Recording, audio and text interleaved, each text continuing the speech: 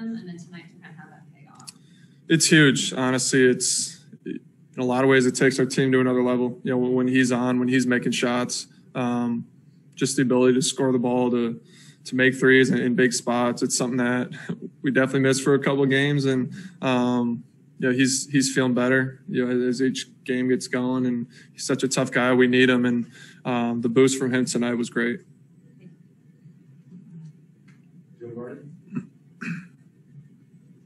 Now that you've been able to spend a couple months with him, what's it like to be around Lou?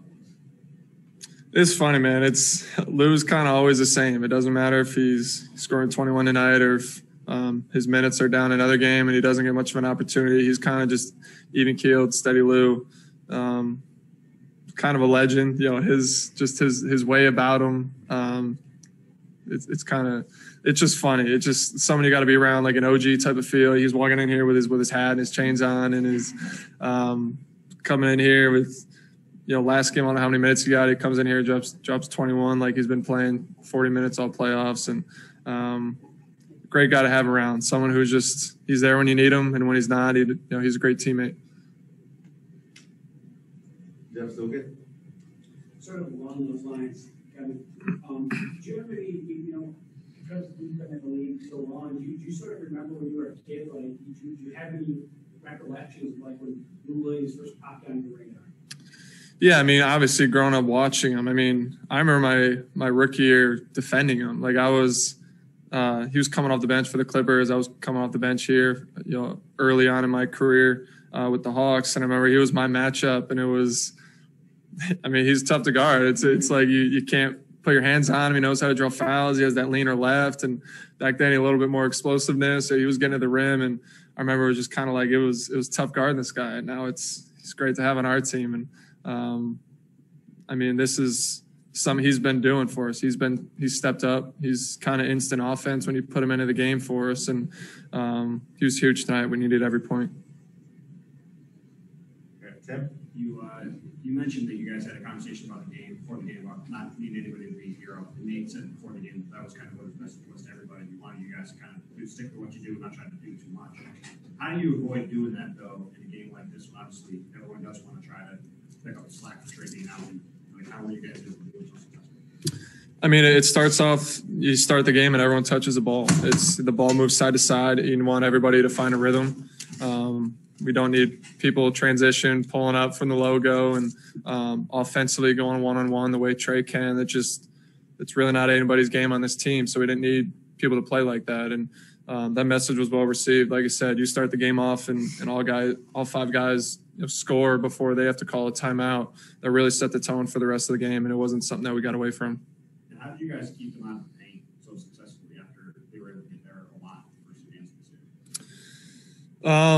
Trying to be more physical.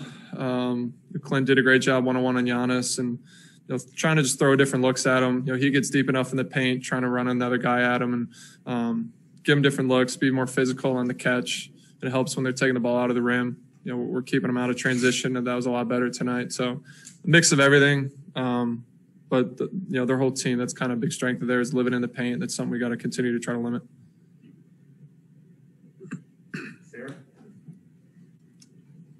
Cam, for you, just kind of what was tonight like for you? Just kind of being able to find a shooting rhythm. Obviously for the first time in months. Just what was tonight like, and how did it feel out there?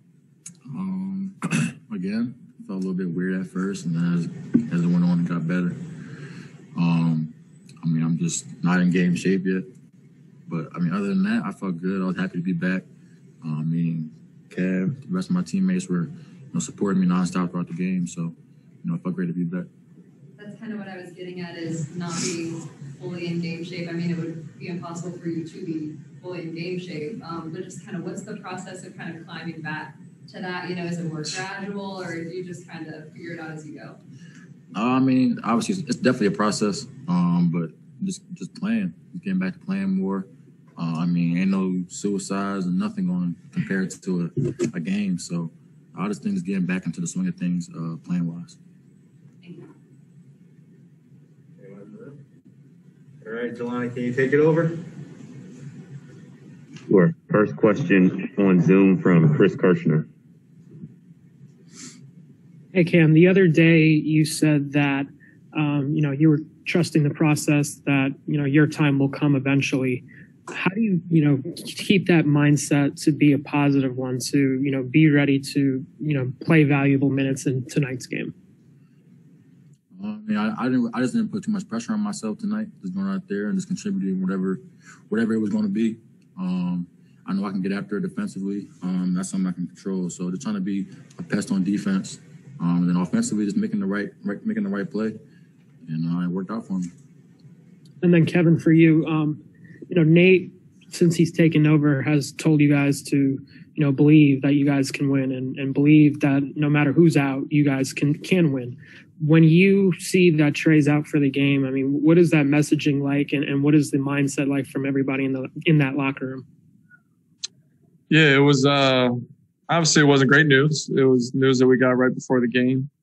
Prepared this morning like he was going to play, and right away, I think guys knew they had to step up. Obviously, you insert Lou into the starting lineup, different guys going to get bigger opportunity. Obviously, Cam and KD coming in today and giving great minutes. It's like we said a couple questions ago. We didn't need anybody to be the hero. We needed people to come in and just play their game, just play it really well, played at a high level, staying together. It's something we've done all year. Guys filling in and playing to their strengths. And, it was really kind of everybody tonight. Defensively set the tone. Offensively, everybody touched it. McLean Baxley. Cam, 2 years ago, in a couple of days, you'll just signed your first. 2 years ago, you signed your first professional contract. What have the 2 years been like since then? You played a full season last year, and then injured for 4 months this year. And now you're 2 wins away from a NBA Finals appearance. Can you just kind of describe the past 2 years for Cam Reddish? A blessing, man. I'm happy to be here. Obviously, I've been through a few injuries. That's all part of the game, and man, I'm just ecstatic to be back. That's all I can say. And Kevin, who is Cam Reddish off the court? We see him on the court, obviously, but who is he in the locker room? The past 4 or 5 months, when he's not on the field or on the court. I mean, Cam's a quiet guy. I think at first, once you get to know him, he's not so much, and he's someone I think right away. Who's lifting when he's got his music going on in the weight room, especially the last 4 months doing all his rehab and doing all his treatment. He was one of those guys who was in the gym earlier than other people and playing his music and lifting, and always got a smile on his face. So it's great to have him back. We can feel his presence on the court. Guys talking to him in previous series, waiting to get him back. Knew when he was getting healthier, just trying to help him out, give him confidence, and stepping up. It's obviously great to have him. I got to ask, what kind of music is he listening to in the gym? A lot of young boy and a lot of people that I don't know, but a lot of Philly people, and at least I think, but a lot of young boys. Young boy for sure. Jack Klein. Kev, did Clint Capella steal that shot over the backboard from you and Huerter? The craziest part is I had a feeling like when the clock was going down that somehow that was going to find a way in, and I guess that's how the night was going. But unbelievable shot. I love his reaction. Clint always has the funniest reactions and stuff. So that was a nice moment, especially at the end of the game. Kevin Chenard. This one's for Cam. Nate said a bunch of times in the last couple months that there really wasn't time for you to get 5-on-5 practices, and you're playing for a new coach really since the last time you played. How do you prepare yourself for this kind of live action?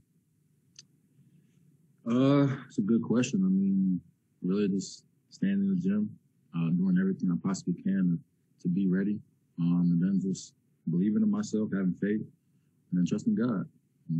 Once you do that, life's pretty simple. Mark Schwartz.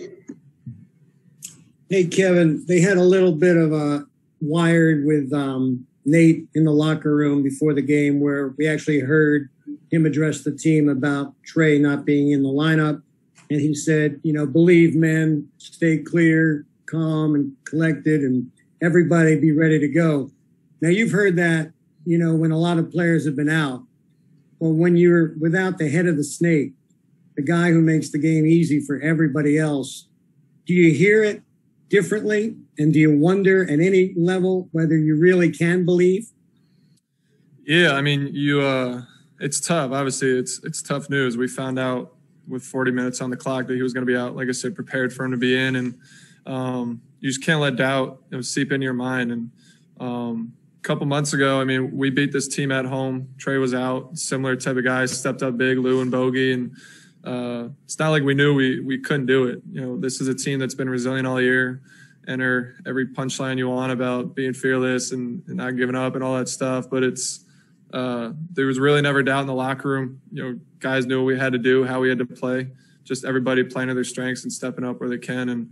And needless to say, we want Trey back for Game 5, but today was a good effort. A couple more. We will go to Christos. Hello, Kevin. Hello, Cam. Great game tonight.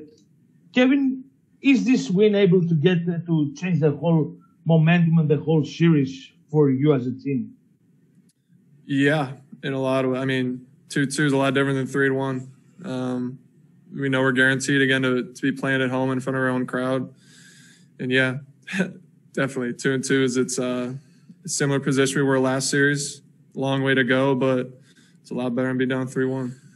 And for you, Cam, what it means to be able to play meaningful moments at this point of the season after 4 difficult months for you and your teammates, who prepared you for the Eastern Conference Finals? You said who prepared me? How your teammates prepared you? Oh, just telling me to stay ready. I remember a few days watching the film with Solomon. Nonstop, just constant encouragement from the guys, and that's what y'all needed. To go out there and just feel confidence, and got the win. Final 2 questions will come from Leonardo Torres and then Davide. Hi guys, it's Leonardo Torres from Peru. Congrats on the win. Kevin, how satisfied are you with tonight's offense? Yeah, it was great to see the ball moving, everyone touching it. It's an infectious way to play. Guys playing with confidence. Really good feeling. And Cam, what could you change for the team if Giannis is not available for Game 5? So what do we change? Yes. We won. I don't know. They got to change something. Turn the lights off on us in here. Telling us to go. That's a good question, though. I'm not sure. I'm sure we'll figure that out, though. Final question from Davide. Hi guys, I'm going with Kevin. How does your role change when Trey is not on the court like tonight? I see you taking more on a playmaking role than you usually do.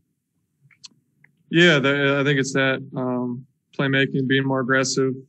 In some ways, trying to manage the game, getting everyone touches, trying to keep us, getting good shots. Kind of just all the above. When Trey goes out, I think everybody in a lot of ways has to step everything up. But overall, just I guess aggressiveness on the offensive end. Thank you, guys.